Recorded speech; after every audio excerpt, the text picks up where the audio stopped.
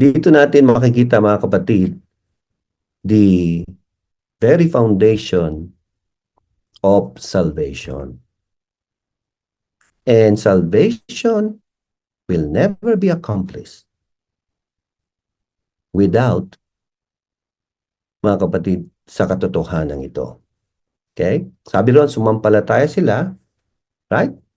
You notice that? Ang lahat ng hinirang para sa buhay na walang hanggan. Those, as many as had been appointed to eternal life, believe. Now, let me share to you this outline, mga kapatid. Now, verse 48 speaks, mga kapatid, of the doctrine of the predestinating work of God. Kasi yung pong word na ginamit sa verse 48, right? The word appointed. See? This one, appointed. Okay? To eternal life, believe. Okay? Now, sundan po natin to. Kaya sabi ko kanina, word for word. The first thing to remember, mga kapatid, yung ginamit na Greek word sa English na appointed, ang kahulugan po niyan, to choose, to ordain. Right? Magpasya, humirang, pumili.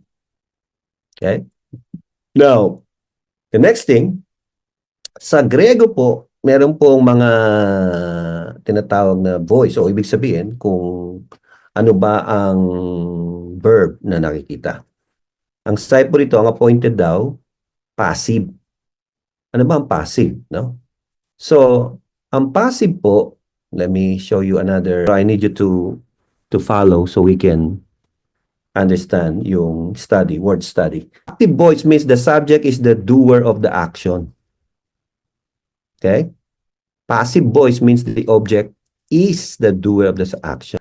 So, sabi niya, example niya, kumuha ako ng tubig sa fridge, active yon, sabi niya. Okay? Sapagkat yung subject ang gumagawa ng action.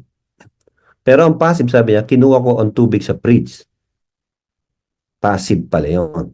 Okay? So ngayon, pag binalikan natin yung salitang appointed na ginamit ni Luke, okay?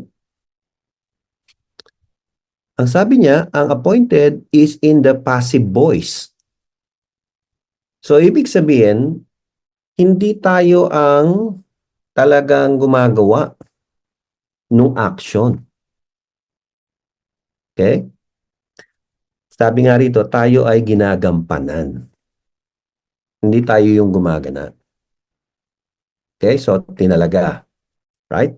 Now, another thing, sabi, ang word na appointed, sa Greek, sabi nila, is perfect tense.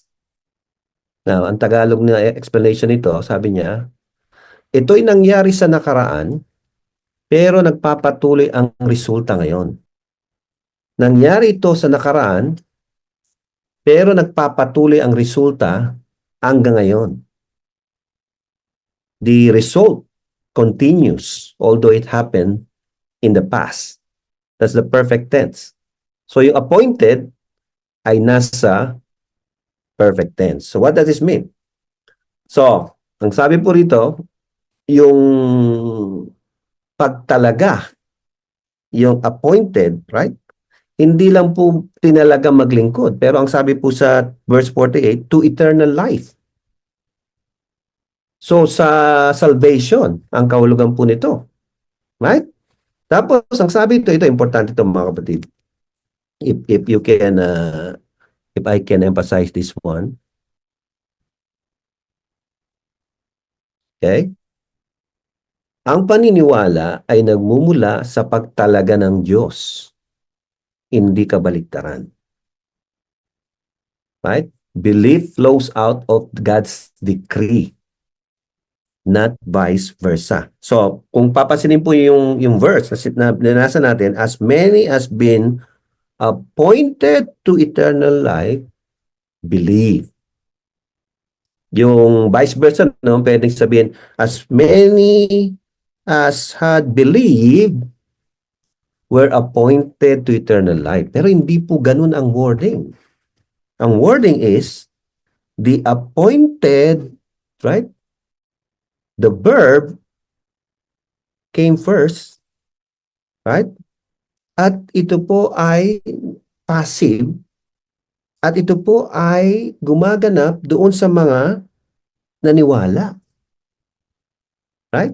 So yung appointed, yung pagtatalaga ng Diyos, yung po ang naghudyok para sila ay sumampalataya.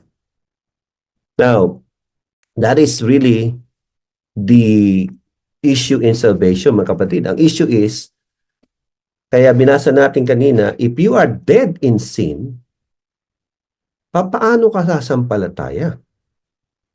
Ang solution ng Panginoon, sabi niya, right? Well, ang Panginoon ay gumawa, right? Doon sa mga sumampalataya. At yung paggawa ng Panginoon ay dinescribe po ni Luke in this verse in the word appointed.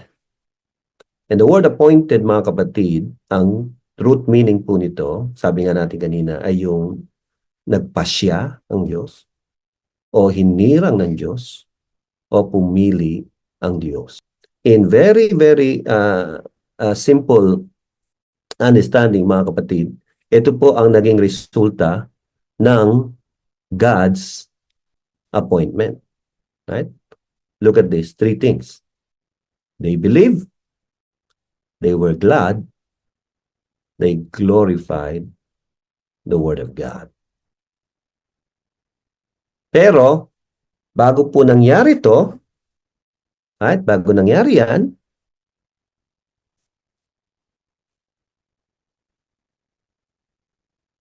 as many as been appointed to eternal life, as many as were ordained.